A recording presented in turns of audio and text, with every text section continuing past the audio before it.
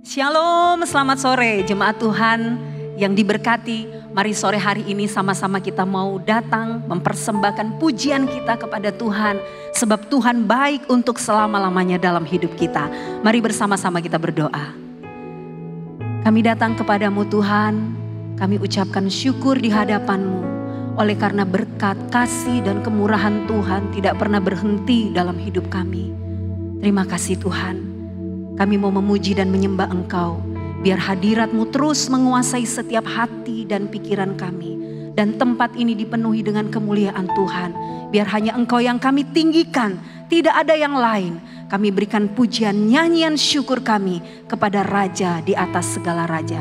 Terpuji nama-Mu. Kami mulai ibadah kami dalam nama Tuhan Yesus Kristus. Haleluya. Amin. Mari semua kita bertepuk tangan bersama-sama memuji Dia.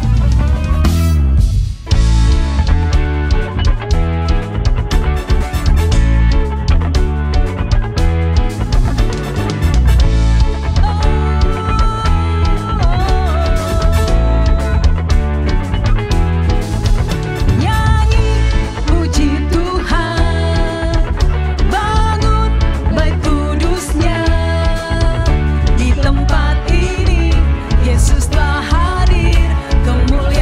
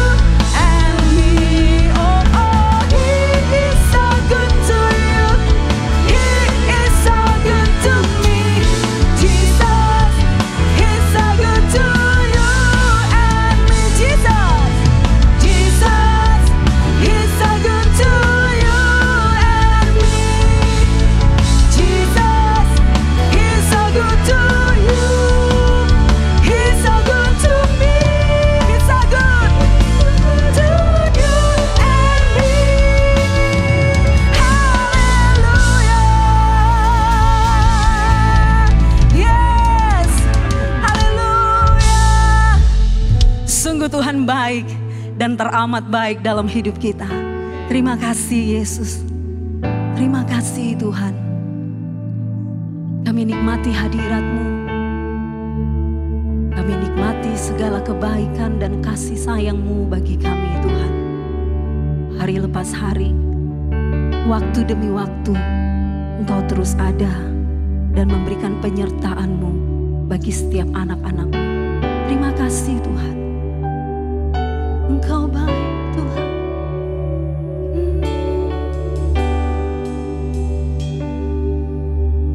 Allah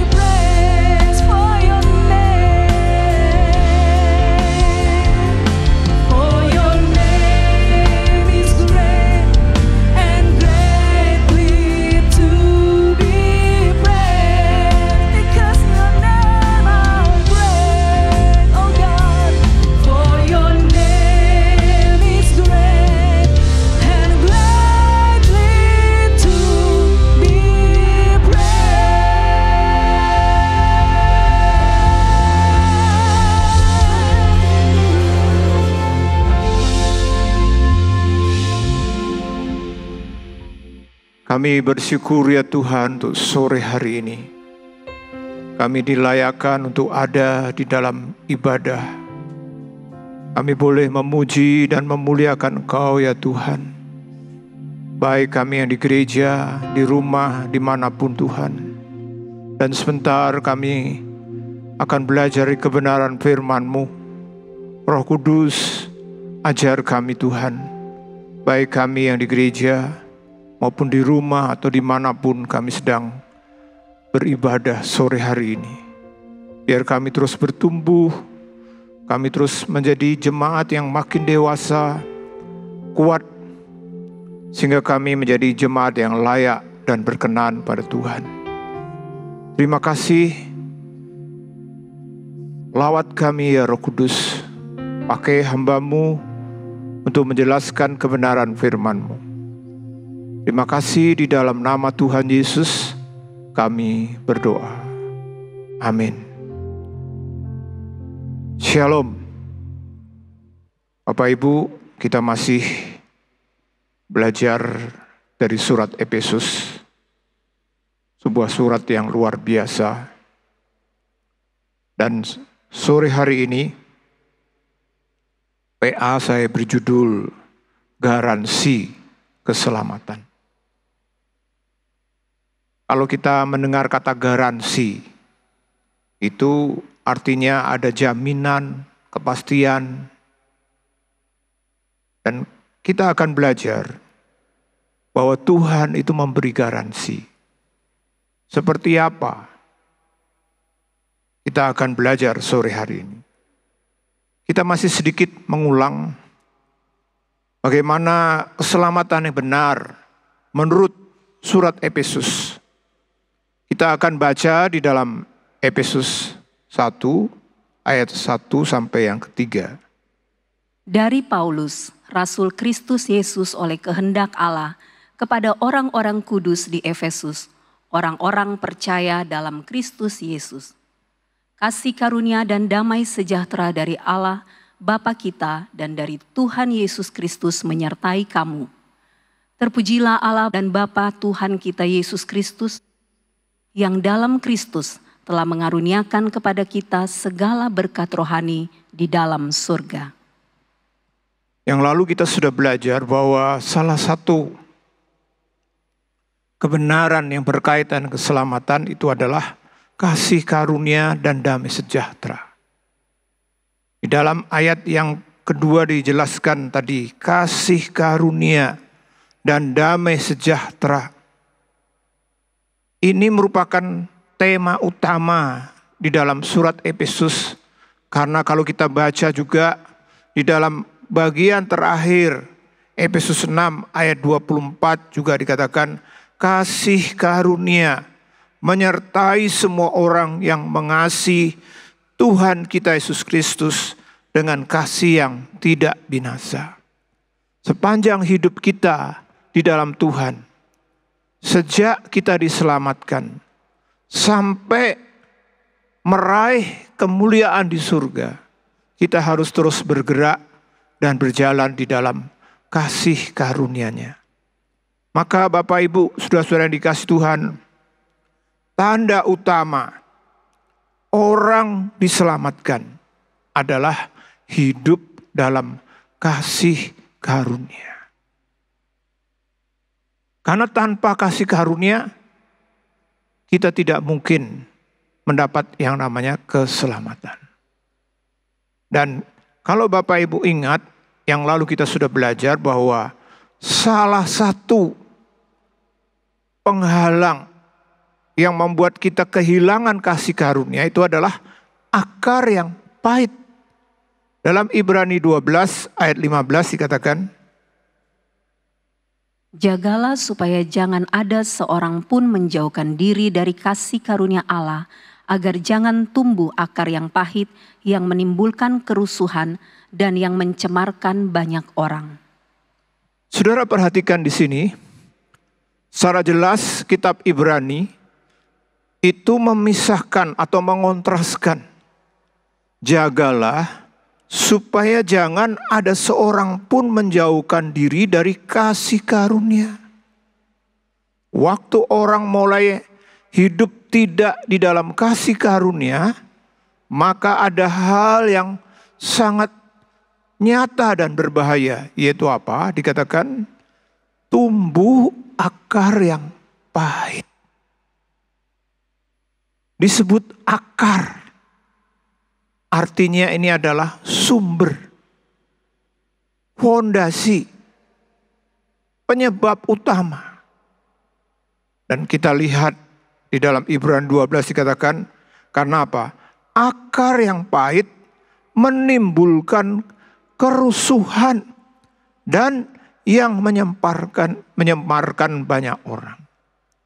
Jadi kejahatan yang begitu besar itu dimulai dengan kepahitan. Dan kepahitan ini adalah penghalang keselamatan. Bapak Ibu, camkan baik-baik. Akar pahit adalah penghalang keselamatan. Kadang-kadang kita menggampangkan dan menganggap sebagai hal yang wajar tentang kepahitan. Tapi Tuhan ingin mengingatkan setiap kita bahwa kepahitan itu merupakan hal yang sangat serius. Bahkan disebut akar. Artinya sumber penyebab masalah utama. Seperti halnya dengan sebuah pohon. Akar itu menjadikan seperti apa pohon? Kita harus betul-betul serius. Waktu saya mempersiapkan ini, Bapak Ibu, saya sedikit bergumulkan apa?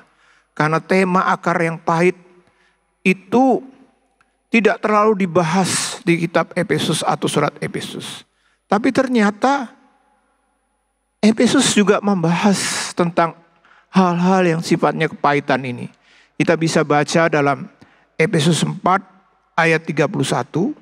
Segala kepahitan, kegeraman, kemarahan, pertikaian dan fitnah hendaklah dibuang dari antara kamu. Demikian pula segala kejahatan. Ya, segala kepahitan dikatakan. Dan saudara-saudara berikutnya atau hal yang berkaitan apa? Kegeraman, kemarahan, pertikaian dikatakan, fitnah. Semua itu dimulai dengan kepahitan atau penyebabnya adalah kepahitan. Sekali lagi, di dalam Tuhan Bapak Ibu, kepahitan itu masalah yang besar. Bukan hanya menyebabkan fisik kita tidak sehat.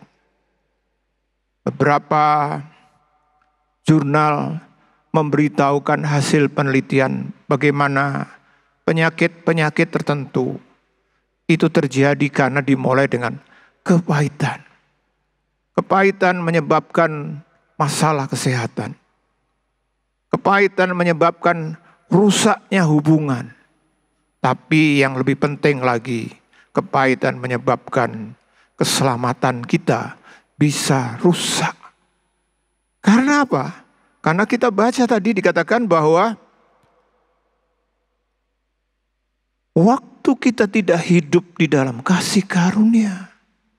Artinya kalau Bapak Ibu mulai dikuasai dengan kepahitan, itu berarti kita sedang tidak hidup di dalam kasih karunia.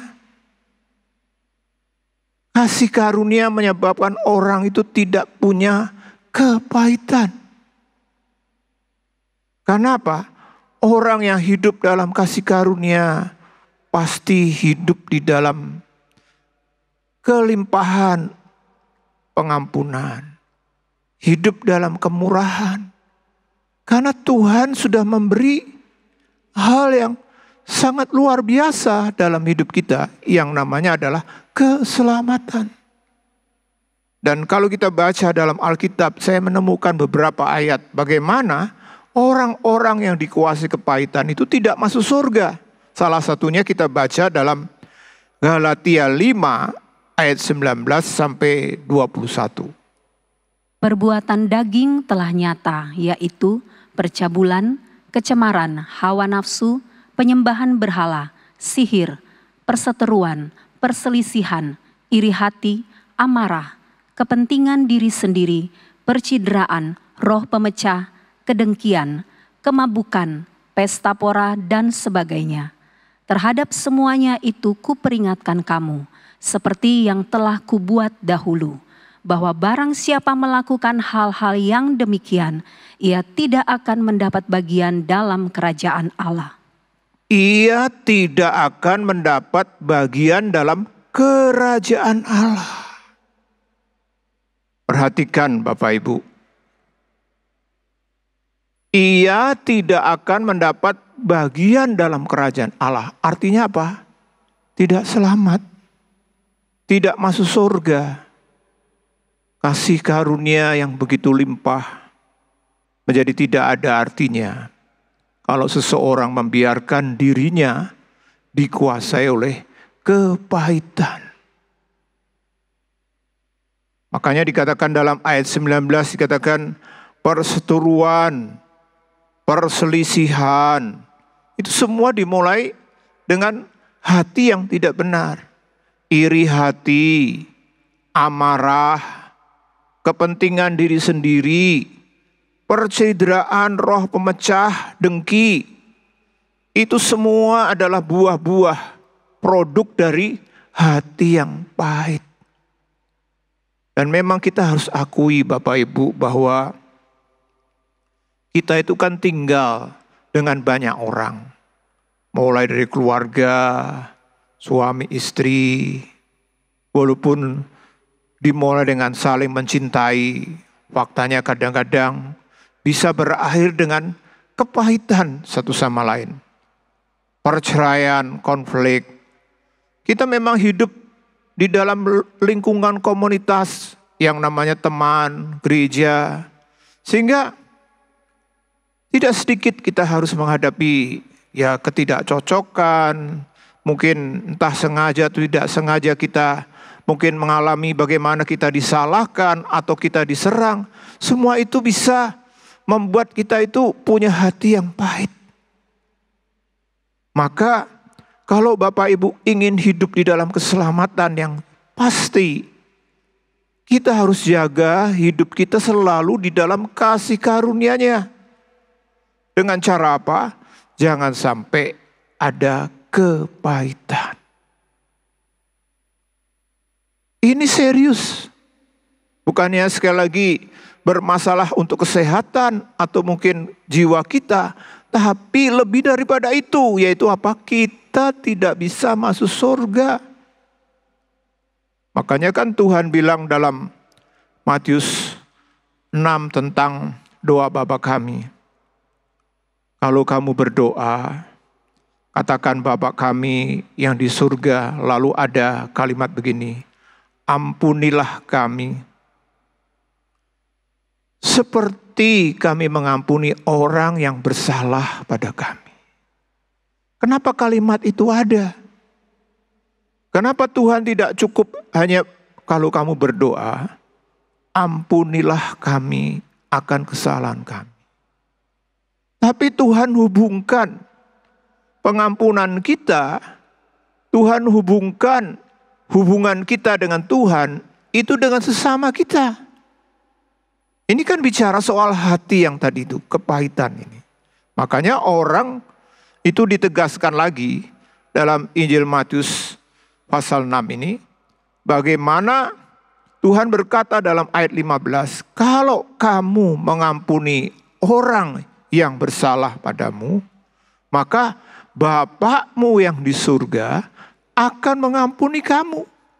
Tapi dikatakan, kalau kamu tidak mengampuni orang, jadi ukuran kita itu pahit tidak ini. Karena sekali lagi kepahitan itu berarti kita sedang menolak kasih karunia. Kita sedang tidak hidup dalam kasih karunia Tuhan. Maka waktu kita tidak mengampuni orang, Tuhan bilang apa? Bapakmu di surga juga tidak akan mengampuni kamu. Artinya apa? Kita tetap hidup dalam dosa dan tidak masuk surga. tidak selamat. Saya beberapa kali mendoakan orang yang mau meninggal. Sampai kadang-kadang ada guyonan, ada jemaat bilang, nanti kalau kamu mau keluargamu cepat-cepat pulang, panggil Pak Sudoro. Ya. Nah, sebenarnya tidak juga, karena bagaimanapun kan dipanggil pulang itu kan waktunya Tuhan. Hanya pas kebetulan saja, pas memang waktunya Tuhan itu hampir lalu saya datang begitu. Nah, satu kali saya pernah dipanggil oleh keluarga jemaat yang orang tuanya itu dalam kondisi sakit dan betul-betul sudah sangat parah. Dokter sudah angkat tangan dan disuruh pulang. Tapi herannya, meskipun dalam kondisi yang sangat parah, secara medis sepertinya tidak mungkin tertolong. Tapi orang tuanya ini tidak mati-mati atau tidak meninggal.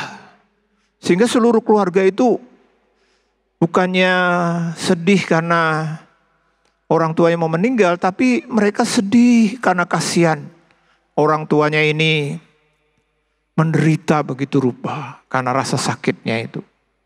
Saya dipanggil untuk mendoakan. Setelah saya doakan, saya pulang untuk penyerahan. Tapi tidak mati-mati Bapak Ibu. Sehingga mereka juga bilang, Pak, kenapa ya Pak? Kami itu sangat, bukan berarti tidak mengasihi orang tua, tapi karena biarlah supaya tidak menderita, dipanggil pulang. Kok tidak? Bahkan yang mendoakan ayah saya atau orang tua kami itu bukan hanya Bapak. Sudah beberapa pendeta disebut pendeta A, B, C, D. Semuanya tidak ada yang didengar doanya. Nah, waktu saya diomongi begitu, saya mulai berpikir, jangan-jangan karena biasanya tidak selalu mungkin. Itu kenapa orang tidak mati-mati, walaupun mungkin waktunya sudah. Biasanya ada dua. Yang pertama, mungkin orang itu masih pegang jimat atau masih punya ikatan janji dengan kuasa gelap. Yang kedua, kepahitan tadi. Nah, kenapa kepahitan itu menjadi penghalang kematian? Karena orang kalau pahit, mati, masuk neraka. Padahal si ayah ini, itu orang percaya. Nah, waktu itu saya coba omong dengan anak-anaknya. Apakah orang tua Anda ini itu punya sakit hati, kepahitan dengan seseorang? Kemudian dengan cepat salah seorang anak bilang, iya Pak, ayah kami itu sakit hati, pahit dengan menantu. Kenapa? Karena menantu ini sangat tidak, yang pertama tidak hormat pada si bapak ini. Yang kedua, sering menyakiti hati anaknya. Sehingga si ayah ini jengkel sekali. Sudah ia dianggap kurang ajar begitu. Sehingga dia menyimpan sakit hati ini. Pahit sekali sehingga tidak, walaupun dalam acara keluarga apapun, si ayah ini nggak mau ketemu dengan menantunya itu. Nah, waktu ada seorang anak bilang begitu, saya bilang sama anak, bisa nggak untuk terakhir kalinya ini, demi kebaikan ayah atau bapak ibu, saya bilang, bisa didamaikan. Caranya gimana Pak? Menantu tadi yang sudah menyakiti hati ayah, didatangkan, diterangkan, beri kesempatan minta maaf, rekonsiliasi, berdamai dengan si ayah. Lalu ayah juga disampaikan, walaupun dalam kondisi yang seperti tidak sadar, tapi si ayah ini masih bisa mendengar, masih bisa berkomunikasi. Sampaikan kepada ayah, lepaskan pengampunan kepada menantu. Karena kalau tidak, tidak bisa jalan. Dan akhirnya mereka berusaha, Bapak Ibu. Dan betul menantu ini setelah dikasih pengertian dia mau. Dia datang, kemudian dia minta maaf, dia minta ampun, selama ini kurang ajar, selama ini dan seterusnya. Lalu si ayah ini respon juga. Dia menangis, keluar air mata. Lalu mereka semacam berjabat tangan dan selesai. Ada perdamaian. Setelah itu, Bapak Ibu, saya dipanggil lagi. Saya diminta untuk mendoakan sekali lagi. Akhirnya saya datang dan saya mendoakan. Saya pulang waktu itu sudah malam, mungkin sekitar jam 11 ya, jam 11 malam. Besok paginya, setelah doa pagi, saya ditelepon oleh seorang anggota keluarga. Pak, puji Tuhan, ayah kami tadi sekitar jam 2 dipanggil pula. Bapak Ibu, kenapa? Tadinya begitu sulit karena ada kepahitan. Dan ini meneguhkan kebenaran firman Tuhan bahwa pahit, akar yang pahit itu membuat kita tidak bisa selamat. Walaupun Tuhan mati di atas kayu salib, kita percaya. Maka marilah Bapak Ibu, kita harus terus menghargai dan hidup di dalam kasih karunia. Dalam Roma 6 ayat 15 dikatakan, jadi bagaimana? Apakah kita akan berbuat dosa karena kita tidak berada di bawah hukum Taurat, tetapi di bawah kasih karunia? Sekali-kali tidak. Iya, sekali lagi jangan kita menganggap, wah kasih karunia kan limpah, saya mau dikuasai kepahitan, berbuat dosa. Paulus mengingatkan di dalam surat Roma 6, seolah mungkin ada pertanyaan, kalau kasih karunia begitu limpah, kalau begitu kan kita mau seenaknya saja berbuat dosa, melakukan ini itu. Gak apa-apa kan kasih karunia. Paulus bilang sekali-kali tidak. Kita harus jaga hidup kita. Kita harus jaga keselamatan kita dengan cara apa? Hargai kasih karunia Tuhan. Kita harus betul-betul menghargai kasih karunia Tuhan. Bukan hanya menghargai, tapi kita juga harus bertumbuh di dalam kasih karunia-Nya. 2 Petrus 3 ayat 18 mengatakan, tetapi bertumbuhlah dalam kasih karunia dan dalam pengenalan akan Tuhan dan Juru Selamat kita, Yesus Kristus. Baginya kemuliaan sekarang dan sampai selama-lamanya.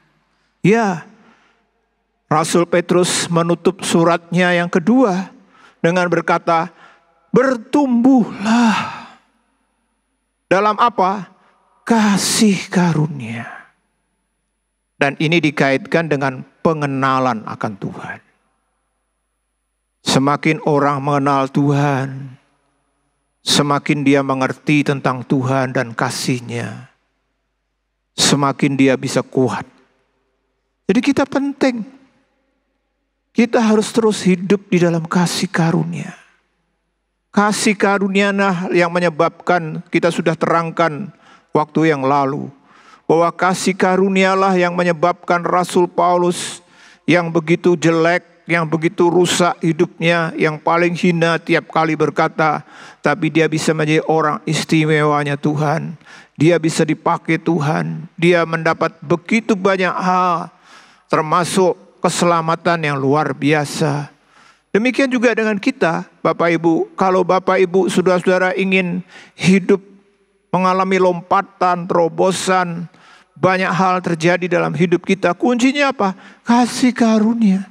Maka kita harus bertumbuh di dalamnya. Kita harus makin kuat di dalam kasih karunia dan pengenalan akan Tuhan. Dan kadang-kadang ada orang bertanya begini, kenapa satu orang kok sepertinya dipakai Tuhan luar biasa, yang lain kok sepertinya biasa-biasa? Ya memang kuncinya kasih karunia. Makanya kalau kita bertumbuh di dalam kasih karunia, semakin limpah kasih karunia dalam hidup kita, maka kita punya kesempatan seperti hanya dengan limpahnya kasih karunia itu. Kita dibuat mengalami terobosan, pemulihan, mujizat, dipakai Tuhan. Untuk itu, supaya kita tetap terus di dalam kasih karunia, bahkan bertumbuh di dalamnya, maka kita perlu punya cara atau mengerti rahasianya. Bagaimana supaya kita bisa terus hidup di dalam kasih karunia? Yang pertama, kalau kita baca dalam 2 Korintus 12 ayat 9, dikatakan, Tetapi jawab Tuhan kepadaku, cukuplah kasih karuniaku bagimu, sebab justru dalam kelemahanlah kuasaku menjadi sempurna. Sebab itu terlebih suka aku bermegah di atas kelemahanku, supaya kuasa Kristus turun menaungi aku. Ya, hal yang pertama Bapak Ibu, kita harus terus menjaga kesadaran bahwa kita itu lemah. Dan memang tidak mudah waktu kita tidak lemah, tapi kita tetap menjaga kita sadar kita lemah itu tidak mudah. Makanya Paulus waktu itu kalau kita baca dalam ayat-ayat sebelumnya, dia dikasih duri dalam daging yang disebut dengan setan yang menggocok dia. Dan Paulus bilang, aku sudah minta 3 kali, tapi Tuhan tidak menjawab. Lalu Tuhan bilang ini tadi, jawab Tuhan kepadaku, cukuplah kasih karuniaku bagimu. Sebab justru dalam kelemahanlah kuasaku menjadi sempurna. Kasih karunia adalah sebuah dimensi di mana kuasa Allah itu limpah. Dan Paulus untuk supaya tetap di dalam kuasa Allah, kasih karunia-Nya, Tuhan izinkan ada duri dalam daging, kelemahan tubuhnya. Makanya dikatakan, sebab itu aku terlebih suka bermegah atas kelemahanku, supaya kuasa Kristus turun menaungi aku. Maka Bapak Ibu, saudara-saudara, mungkin di antara kita ada yang Tuhan izinkan dalam kondisi lemah. Entah itu sakit yang tidak sembuh, atau mungkin yang lain. Pasti Tuhan punya rencana. Yaitu apa? Salah satunya kita supaya tetap bergantung pada Tuhan. Supaya kuasanya limpah. Beberapa waktu yang lalu saya membaca kisah kesaksian seorang yang bernama Fanny Crosby. Dia sejak kecil mengalami kebutaan. Dan itu sebuah kondisi yang sulit tentunya. Dia bertumbuh menjadi anak yang buta. Tentu buta membuat terbatas dalam banyak hal. Tapi pada waktu dia mengenal Tuhan, dia tidak minta walaupun Tuhan itu bisa membuat yang buta melihat. Tapi dia menerima, dia mengerti Tuhan punya rencana. Sehingga akhirnya justru melalui itu kuasa Tuhan nyata. Di mana dari seorang pribadi yang namanya Fanny Crosby ini lahir lagu-lagu yang luar biasa. Kita juga kenal dengan Nick Vujicic. Dia lahir karena salah satu sebab menyebabkan dia lahir tanpa kaki, tanpa tangan. Bahkan dia sempat dalam kesaksian atau biografinya, dia sempat mau bunuh diri. Karena dia beda dengan orang-orang yang lain. Tapi setelah dia menemukan Tuhan, dia mengerti rencana dan kehendak Tuhan. Dia hidup di dalam kasih karunia, sehingga akhirnya dia tumbuh menjadi salah seorang motivator yang luar biasa. Dia jadi berkat bukan hanya di satu lingkungan kecil, negara, Australia, bahkan keliling kemana-mana. Kasih karunia itu perlu kita jaga dengan cara sadarilah bahwa kita selalu perlu Tuhan. Selalu untuk bergantung pada Tuhan. Dan Bapak Ibu, kasih karunia-Nya itu akan limpah kalau kita jaga hati yang rendah. Dalam Yakobus 4 ayat 6 dikatakan, tetapi kasih karunia yang dianugerahkannya kepada kita lebih besar daripada itu. Karena itu ia katakan, Allah menentang orang yang congkak, tetapi mengasihani orang yang rendah hati. Ya, tetapi kasih karunia yang dianugerahkannya kepada kita lebih besar daripada itu, dikatakan. Karena itu ia katakan, Allah menentang orang yang congkak, tapi mengasihani orang yang rendah hati. Kerendahan hati, sadar kita lemah dan selalu membutuhkan Tuhan. Itulah cara di mana kita tetap bisa hidup di dalam kasih karunia-Nya. Begitu banyak masalah terjadi waktu kita mulai sombong. Kita mulai tidak menggantungkan diri kepada Tuhan. Dan harus diakui, ini masalah kita Bapak Ibu.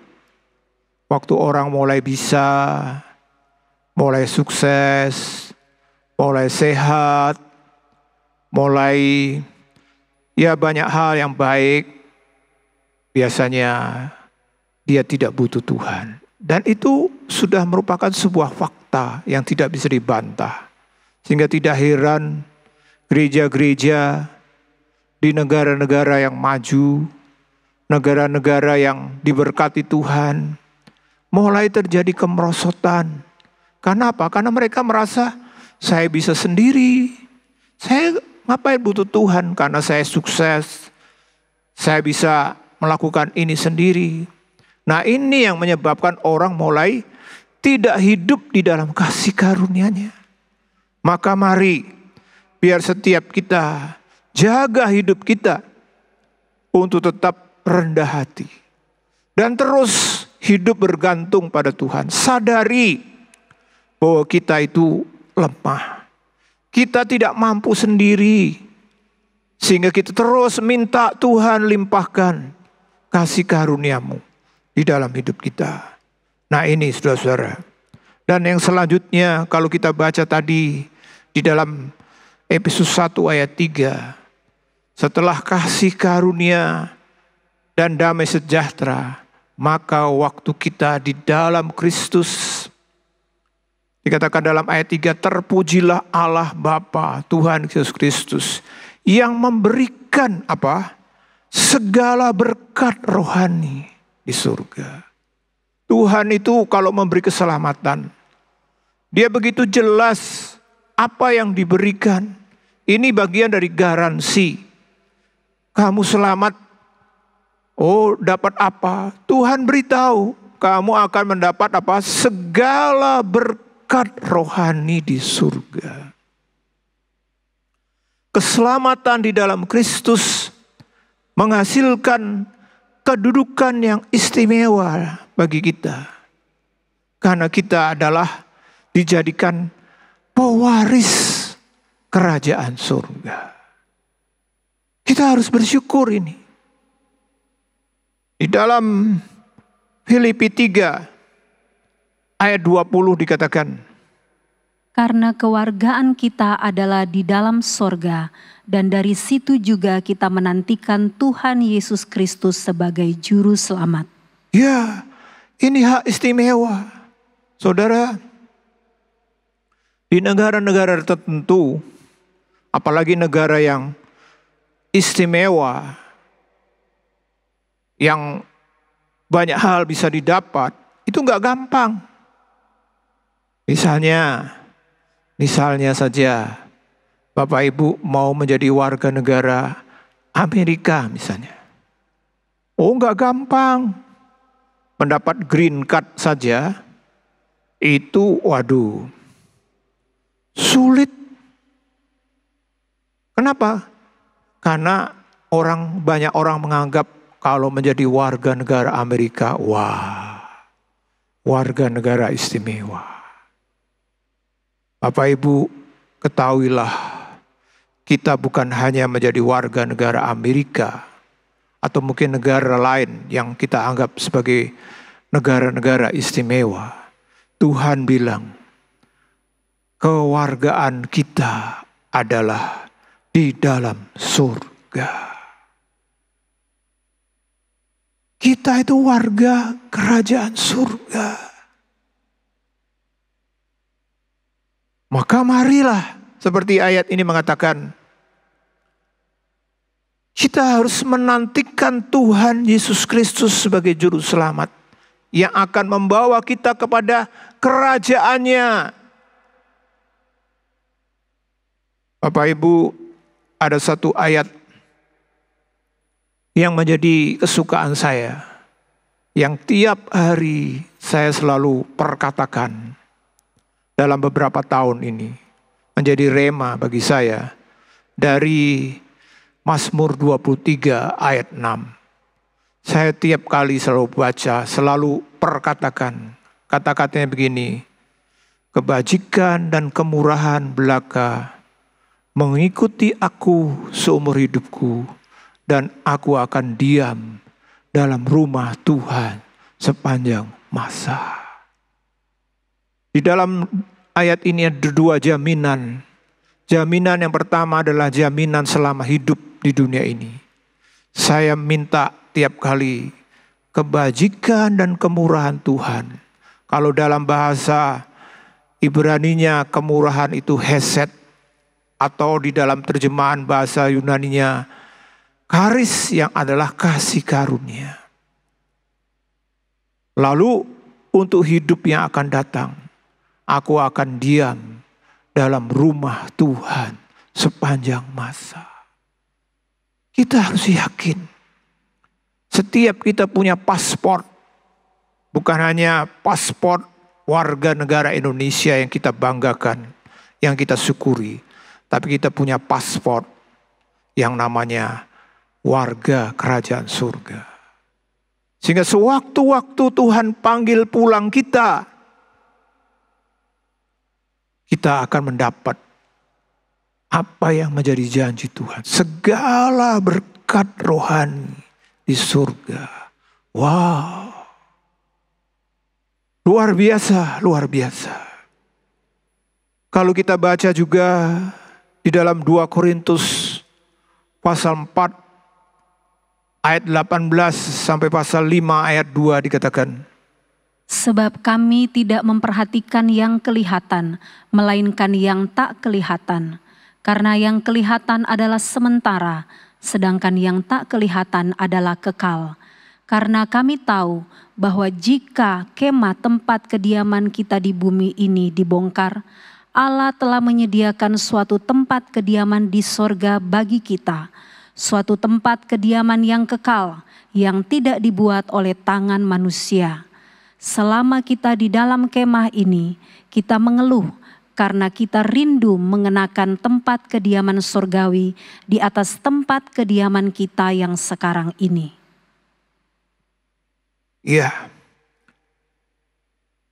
Kadang-kadang sebagai orang percaya, kita tidak lepas dari masalah, problem, penderitaan, sakit, ya kan? Tapi kita bersyukur Bapak Ibu, karena apa? Karena kita hidup di dunia ini hanya sifatnya sementara. Kalau sakit, ya okelah. Mungkin bertahun-tahun Bapak Ibu bilang, waduh berat Pak, susah Pak. Ya, mungkin yang lain menderita dalam hal ekonomi yang kelihatannya kok tidak pernah berubah. Atau yang lain lagi, apa macam-macam setiap kita. Tuhan bilang hidup di dunia ini seperti kemah. Tuhan sediakan tempat kediaman yang kekal. Itu bagian dari keselamatan yang Tuhan sediakan bagi kita. Di mana nanti kita akan ada di sana. Seperti dikatakan oleh Rasul Paulus, sebab kami tidak memperhatikan yang kelihatan, melainkan yang tidak kelihatan. Kenapa? Karena yang kelihatan adalah sementara. Jadi semua yang terlihat ini sementara. Mulai dari apa? Rumah, mobil, bahkan tubuh kita pun yang kelihatan ini juga sementara. Tapi yang tidak kelihatan yang Tuhan sediakan, yang disebut berkat rohani atau berkat yang besar di surga itu. Tempat kediaman kekal. Yang tidak akan pernah lagi bisa rusak. Bapak Ibu, saudara-saudara dikasih Tuhan, berkat rohani di surga bukan hanya tempat yang indah, tapi juga kalau kita baca dalam Roma 14 ayat 17 bahwa kerajaan Allah itu bukan soal makan, minum, tapi kebenaran, damai sejahtera, dan sukacita oleh Roh Kudus. Jadi di dunia ini pun kita itu sudah bisa menikmati surga. Surga, makanya tiap kali kalau Bapak Ibu kita berdoa, saya tiap hari Bapak Ibu, salah satu doa wajib saya, selain yang lain, itu adalah doa Bapa kami. Tiap pagi atau malam, saya selalu berdoa, Bapa kami yang di surga, dikuduskanlah namamu, datanglah kerajaan. Kita tiap kali minta Tuhan kerajaanmu datang.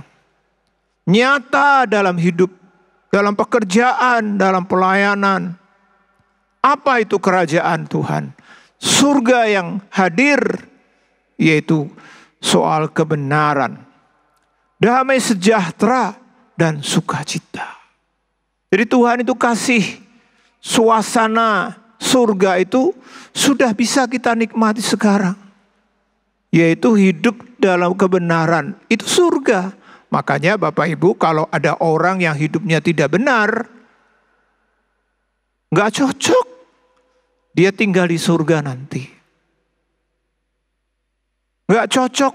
Kenapa pencuri-pencuri, perampok, atau orang-orang yang melakukan hal yang tidak benar, itu tidak bisa masuk surga. Bukan hanya tidak bisa, tapi tidak kerasan di sana. Kenapa? Atmosfernya, suasananya, itu hidupnya selalu tidak benar. Jadi nggak cocok. Maka ini juga menjadi tes, ya kan? Apakah saya itu layak masuk surga atau tidak? Cocok masuk surga atau tidak? Itu bisa kita cek mulai sekarang. Yang pertama tadi, apakah kita suka hidup dalam kebenaran? Kalau kita tidak suka hidup dalam kebenaran, ya nggak cocok lah kita di surga. Karena di sana semua orang adalah hidup di dalam kebenaran. Lalu yang kedua apa? Damai sejahtera. Dan sukacita. Sukacita. Ini surga. Di dalam kitab Wahyu tentang Yerusalem baru Bapak Ibu. Bapak Ibu jangan berpikir bahwa kalau di surga itu hanya berkaitan dengan hal fisik. Karena di dalam kitab Wahyu dijelaskan Yerusalem baru itu jalannya dari emas. Kenapa emas itu harganya mahal? Yang pertama memang logam mulia. Yang kedua, mahal karena barangnya sulit dicari. Coba kalau banyak di mana-mana emas, seperti ya di Semarang ini ada perumahan tanah emas, semuanya emas tapi cuma nama. Kali emas, kalinya emas, ya kan. Muaranya emas. Coba bayangkan kalau betul-betul tanah emas itu betul-betul semua emas. Kalinya emas, muaranya emas, panggungnya emas, selonya emas, semuanya emas. Saya yakin walaupun itu barang yang bagus, harganya pasti murah. Karena apa? Karena semua ada. Coba, walaupun bagus, tapi kalau semua ada jadi murah. Seperti garam misalnya. Garam itu kan penting. Garam itu dibutuhkan, tapi harganya murah. Kenapa? Ya carinya gampang. Carinya gampang. Di surga itu Bapak Ibu dikatakan apa? Lantainya, jalannya dari emas. Pintu-pintunya dari permata. Ini permata itu yang mahal-mahal di sini. Artinya apa? Bapak Ibu jangan berpikir, wah nanti di surga rumah saya dari emas. Iya betul dari emas. Tapi itu bukan sesuatu yang berharga. Makanya surga menjadi surga yang lengkap waktu ada suasana. Apa artinya? Karena begitu banyak orang, kadang-kadang rumahnya mungkin banyak hal dilapisi emas. Tapi tidak menjadikan orang-orang yang tinggal di dalamnya bahagia. Kenapa? Karena tidak ada damai sejahtera, sukacita. Mau Bapak Ibu tinggal di rumah emas? Ya kadang-kadang kan orang menggambarkan penderitaan di tengah-tengah kelimpahan itu seperti dikatakan seperti burung tinggal di sangkar emas. Tinggal di sangkar emas tapi tidak ada kebebasan, tidak ada sukacita. Saya yakin kita tidak mau. Surga itu bukan hanya soal fisik saja, tapi soal bagaimana hidup kita ada damai sejahtera, sukacita.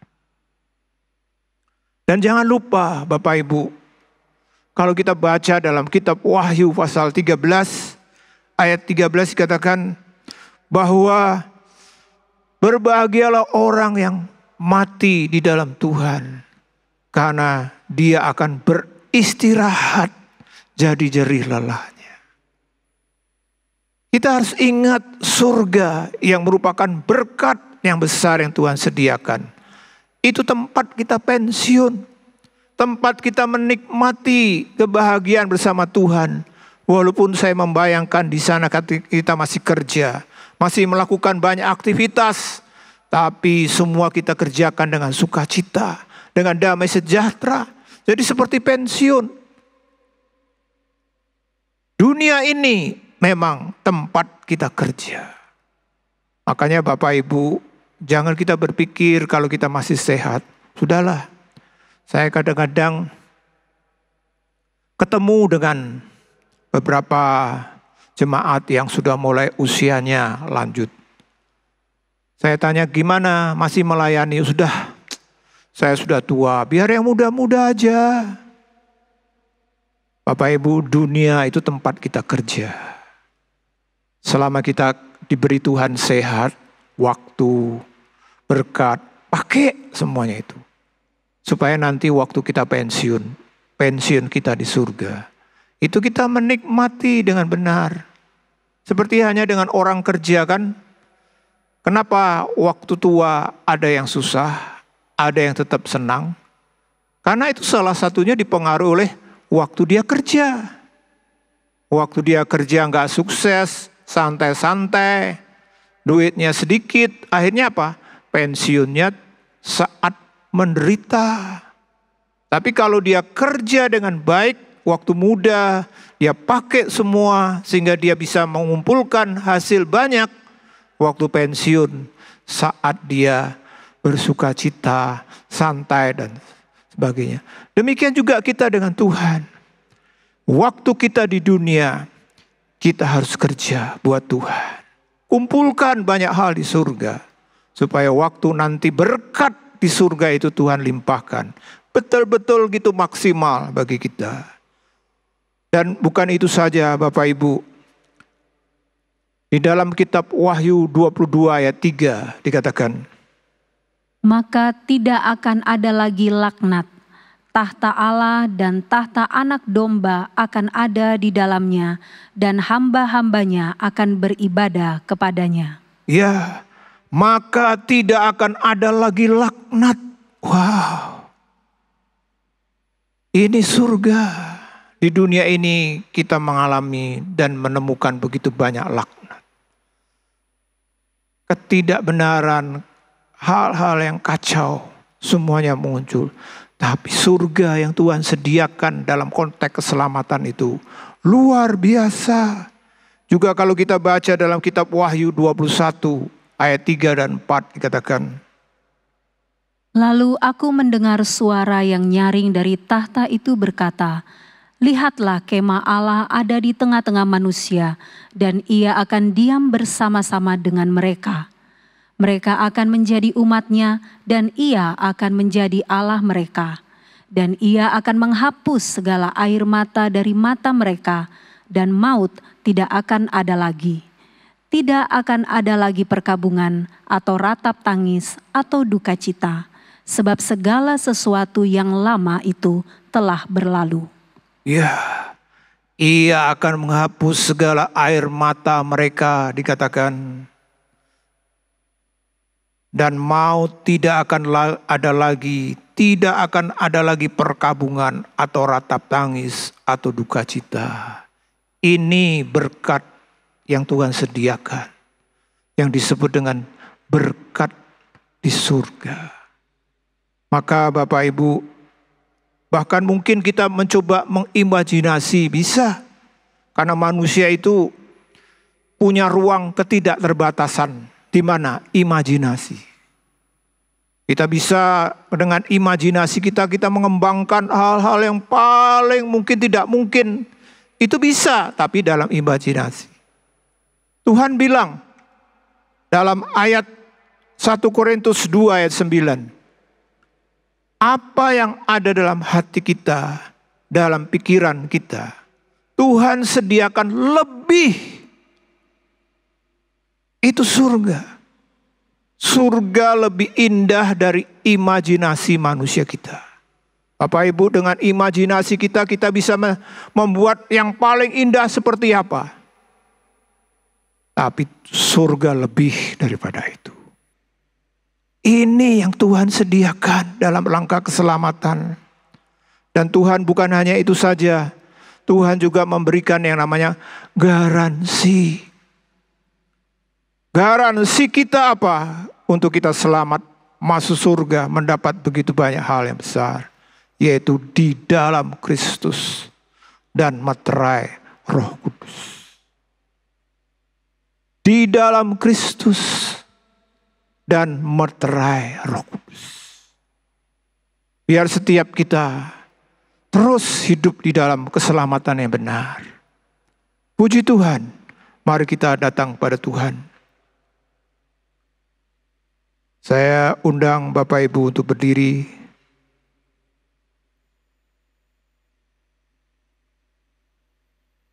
Yang di rumah juga kalau berkenan, atau dimanapun Bapak Ibu beribadah malam hari ini, mari kita puji Dia. Kita akan menyanyikan nyanyian Yesus Kau Kebenaran. Biar kita selalu diingatkan tentang kasih karunia-Nya. Bagaimana Tuhan sudah menyediakan hal yang paling baik, yang terbaik.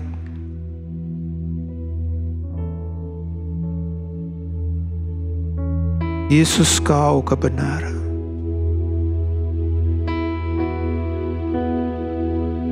Ya Tuhan. Yesus Kau kebenaran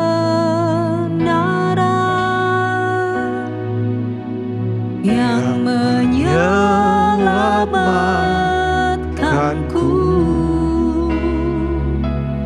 Kau memberikanku hidup dan pengharapan.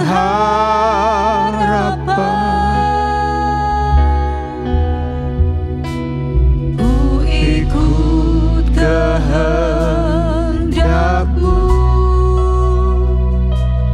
Ku perlu anugerah-Mu. Ku nyatakan janji-Ku kepadamu.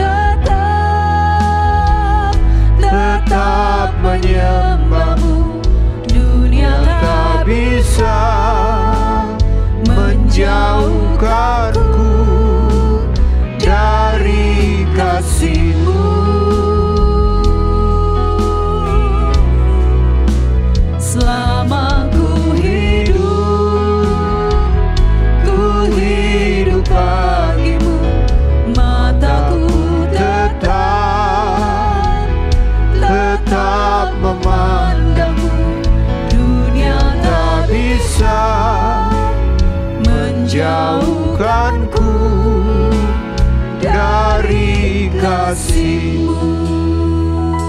Yesus, Kau kebenaran. Yesus, Kau kebenaran yang menyelamatkanku, yang menyelamatkanku. Ya Tuhan, haleluya. Kau memberikanku hidup. Kami percaya Tuhan. Dan pengharapan. Oh haleluya. Ku ikut kehendak-Mu. Amin Tuhan. Ku perlu anugerah-Mu. Oh ya Tuhan. Ku nyatakan janji-Ku kepadamu. Kalau ku hidup, Kalau ku hidup bagimu, hatiku tetap menyembah-Mu. dunia Tak bisa menjauhkanku dari kasih-Mu.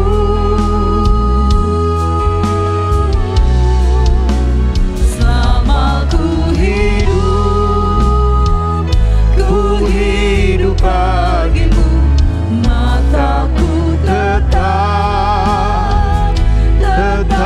memandang-Mu. dunia Tak bisa menjauhkanku dari kasih-Mu. Kalau ku hidup, Kalau ku hidup, amin Tuhan. ku hidup bagimu. Biar ini menjadi ikrar kami. Kami tetap Tuhan, tetap untuk di dalam Kau. Amin Tuhan. Jauhkanku Dari kasih-Mu. dari kasih-Mu. Selama kami hidup Tuhan, Selama ku hidup bagimu, mataku tetap memandang-Mu. dunia Tak bisa menjauhkanku dari kasih-Mu.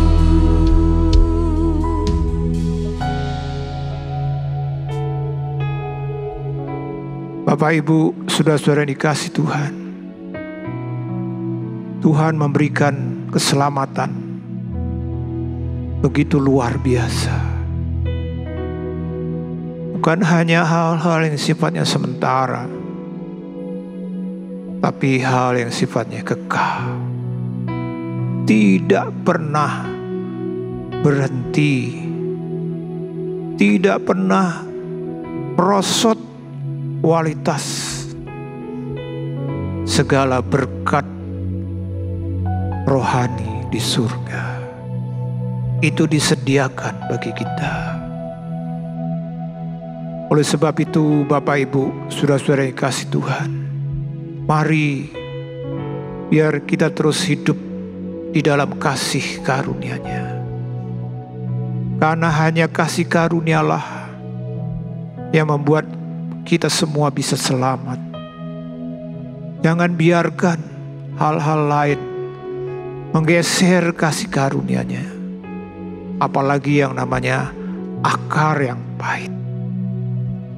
Maka sekali lagi, kalau Bapak Ibu, saudara-saudara, malam hari ini, kalau ada yang masih dikuasai oleh kepahitan, entah disebabkan oleh suami, istri, anak orang tua, atau mungkin teman atau saudara, bahkan anggota gereja, atau bahkan mungkin pendeta kita, mungkin juga, mari jangan biarkan akar pahit menguasai kita.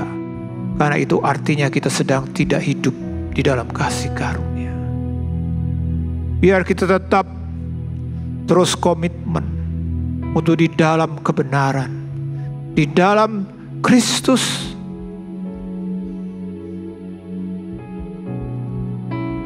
Terima kasih Tuhan. Biar setiap kami yang sudah mendengar firman-Mu, Tuhan ajar kami, Tuhan tegur kami, Tuhan bentuk kami, untuk kami tetap bahkan bukan hanya hidup di dalam kasih karunia, tapi kami bertumbuh di dalam kasih karunia dan pengenalan akan Engkau. Kau berkati kami semua yang sudah mendengar firman-Mu malam hari ini Tuhan. Dan sekarang kita angkat tangan kita untuk menerima berkat-Nya. Saudara-saudaraku yang dikasihi Tuhan, terimalah berkat di dalam kasih karunia Tuhan Yesus Kristus, kasih Allah Bapa, dan dengan persekutuan Roh Kudus, biarlah menyertai saudara semua mulai malam hari ini, bahkan sampai Maranatha, Tuhan Yesus datang kembali menjemput kita semua. Haleluya, amin.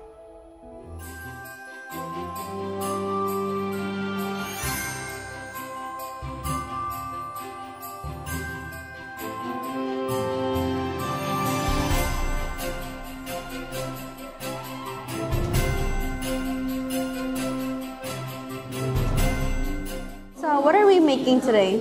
Today we're basically making something along the lines of shaved ice. Do you think the kids enjoy making gulali? I sure do. You can see the kids, they're having a lot of fun. Hi, it's me again, Leticia here. And as you can see, everybody enjoy this activity, TED 2024. For your information, this event is collaborated with TCS Elementary and TCS Junior High. So, if you want to experience yourself all the fun activities and also fun events, come join us at TCS.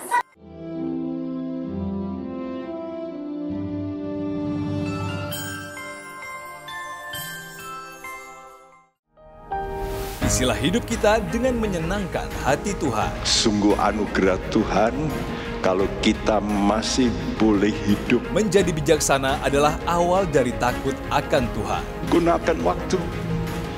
Mari kita takut akan Tuhan. Bergabunglah dengan Pendeta Timotius Subekti dalam program Suara Alfa Omega. Hanya di Live Channel.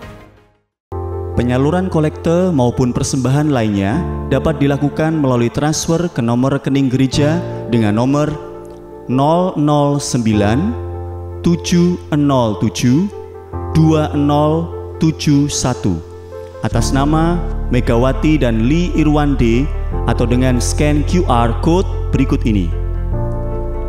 Bagi jemaat Tuhan yang rindu mendapatkan informasi seputar kegiatan gereja, renungan harian, dan lain-lain melalui WhatsApp gereja, Anda dapat mendaftar dengan cara ketik BC spasi on dan mengirimkan ke WA gereja dengan nomor 0815 7802 2000.